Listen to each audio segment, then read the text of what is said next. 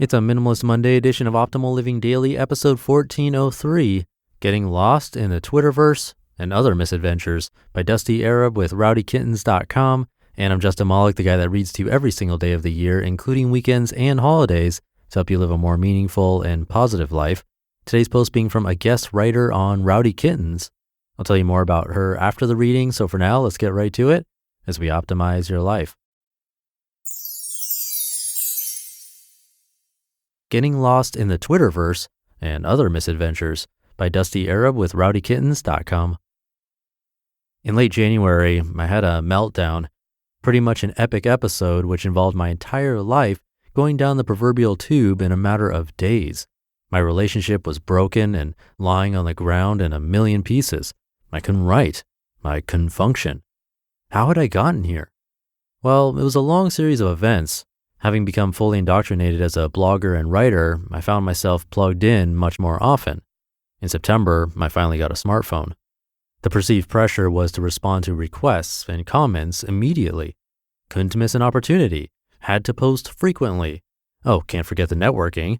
I had to be Skyping at least twice a week in order to maintain and develop an ever-growing group of acquaintances and friends. Twitter needed me. Facebook too.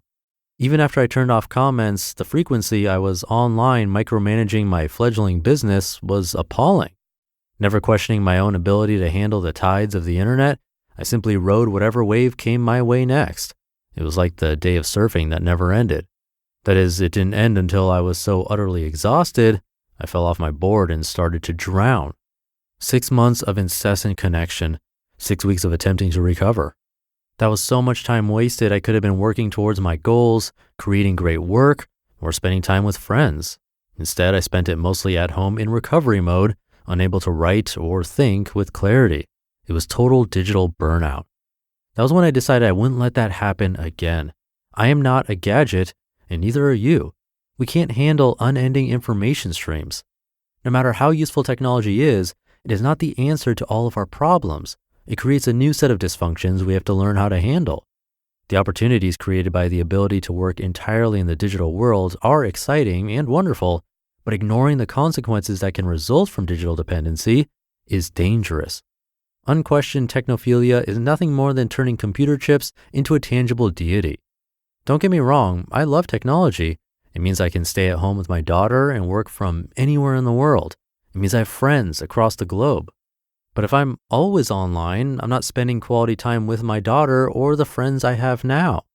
Finding balance is key. To stay in control of who we are online, we have to know when we have reached max capacity. Are you due for a break from cyberspace? Here are some of the telltale signs of connection addiction. Signs you are due for a sabbatical. You can't go an entire 5 minutes without checking Twitter or without thinking about it. Your conversations in real life reference Twitter more often than they do events or conversations happening in your life. You are constantly scared of not being at inbox zero because you know you'll never recover from the buildup. Your friends haven't seen you in weeks, and they live down the street. You can't eat an entire meal without checking your iPhone, or the thought of unplugging for a whole day makes you squeamish. Are you guilty of any of those? Don't feel bad. At least once a week, I find myself having to refocus on what really matters. Thankfully, this is something we are capable of being in complete control of. It's time to put the iPhone down and get back to living life in real time. Here are some steps you can take to start overcoming digital dependency. Steps towards recovery. Number 1, turn email and internet off your phone.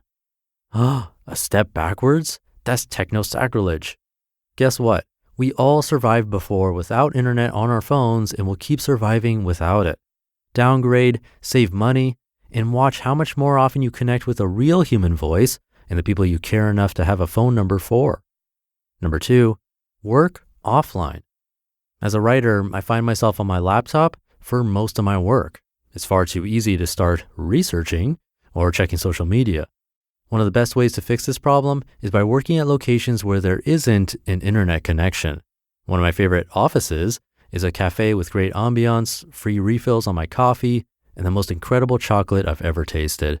No internet connection. Perfect work conditions. If you don't work from a laptop, consider using blocking software to limit your time online, like Freedom. It disables your internet connection for a period of time you set. Extreme, but effective. Number 3, go outside. Spend a little time in awe of nature. Realize how small we are in comparison to the grand scheme of things. Realize how much smaller and insignificant your email is. And number 4, take a weekend digital sabbatical. The whole weekend, no cheating. Honestly, when was the last time you fully disconnected for more than a few hours? Set up your autoresponder and take care of it Monday. This weekend, you have serious playing and creating to do. When confronted with disconnecting, there's always someone who says, I can't afford to disconnect. But really, can you afford not to? Connect to your real life, the person standing next to you. That is the greatest connection of all. You just listened to the post titled Getting Lost in the Twitterverse and Other Misadventures by Dusti Arab with RowdyKittens.com. And I'll have some comments, but first I'd like to help spread the word about Sakara, an organic meal plan delivery company that approaches food as medicine. The meals use plant-based ingredients that will help you look and feel like your best self. Green vegetables are actually the least consumed food in the standard American diet, yet they're also the most essential for inner and outer health. And I got to try out Sakara's breakfast, lunch, and dinner and seriously felt different. Sakara's meals are gluten-free, dairy-free, non-GMO, and free from refined sugar. I personally noticed that I felt less bloated. That's something I struggle with normally a lot. So having a meal where I felt lighter was really helpful, made the day so much better, especially since it was ready to eat. I seriously just popped open the breakfast and ate it. It was really good. And right now, Sakara is offering our listeners $60 off their first order when they go to sakara.com/old. That's Sakara, SAKARA.com/OLD to get $60 off your first order. Sakara.com/old. And I have that linked in this episode's description.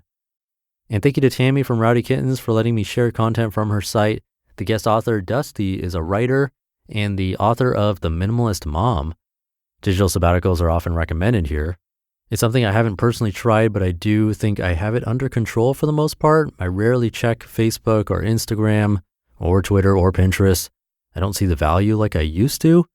And if you're interested in more resources about this, Cal Newport has a popular book called Digital Minimalism, and our writer Jess guest posted on Joshua Becker's site, becomingminimalist.com, about that too. That was on September 30th, 2019, so you can check out that guest post. But I'll leave it there for today. Hope you're having a great start to your week, and I'll be back tomorrow where your optimal life awaits.